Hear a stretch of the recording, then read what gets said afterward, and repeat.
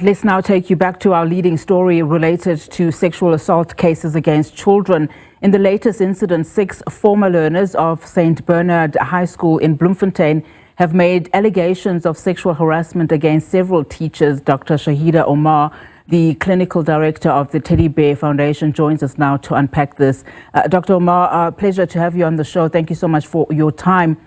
Now, this case, like all sexual violence cases and reports, is very disturbing. I mean, 5 of the learners that have come forward were in matric last year, what we understand. One was in grade 10. She's now been transferred from the school and left Bloemfontein altogether. So as we get your reaction, when you hear these accounts, Dr. Omar, from learners, what is your immediate reaction?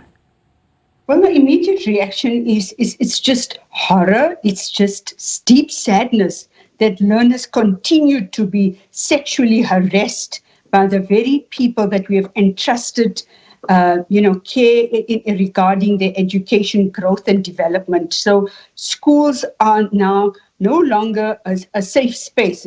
We see this pattern that continues where every now and then intermittently we are hearing of cases, and we realize that there are many cases that have not been reported or brought to the attention of the authorities. And that is very concerning and alarming, that we realize many children are subjected to this kind of victimization because of the power dynamic of the educator on learner, because of the fear, the intimidation, the coercion and threats, and of course not forgetting the stigma, the humiliation and shame that is associated with it. Yeah, and my colleague spoke to the Department of Education spokesperson earlier. He says, of course, that they, learners are welcome to come forward. But I mean, that's not easy given the power of the perpetrator, as you've been saying, the power they hold, especially if it's someone in a position of trust. I mean, what kind of psychological and even emotional toll does sexual harassment or abuse by a teacher have on a learner, especially when the perpetrator is someone, as we've been saying, in a position of trust? Indeed, and I think it's, we have to also look at the issue of betrayal, the deception, and as I mentioned, the intimidation and coercion. That is something that propels children to just hold back.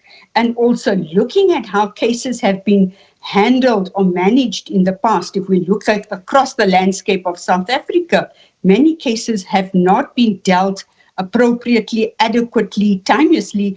In fact, it has resulted in many victims, the learners, being subjected to secondary trauma, where they felt that it was their fault, not the stigma only, but the shame and the damaged goods syndrome, because often we know that predators, and in the case of educators who hold this power dynamic, would threaten the learners to say that, if you make a disclosure, if you tell anything to anybody, we will say it's your fault. And often this is what learners hold on to, and it prevents them from coming forward. And also the, realization that should they come forward, are they going to be believed? Because often we know that the immediate response is, no, it can't be. There's total disbelief, there's denial. And as a result, this prevents learners from coming forward. So we need to also understand the underlying dynamics of the secrecy and what holds children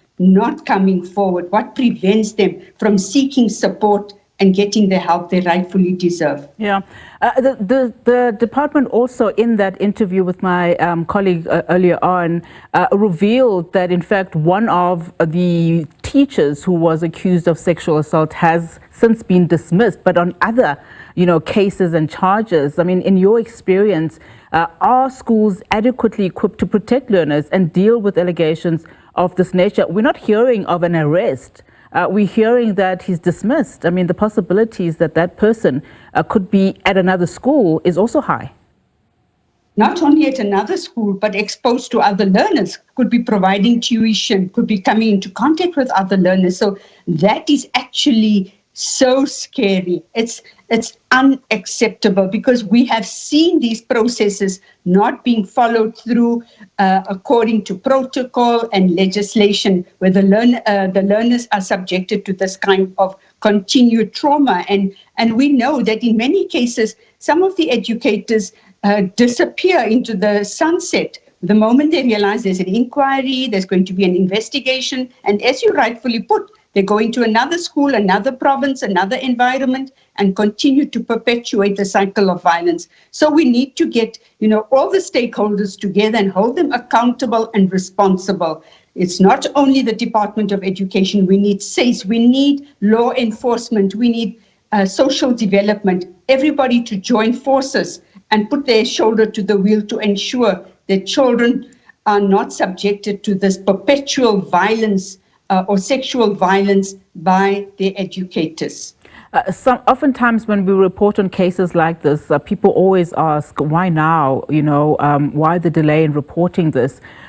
Maybe just help us unpack that, especially for those that don't understand. I mean, how does the silence or the delay in disclosure firstly affect the victim, and why do so many struggle to speak up immediately?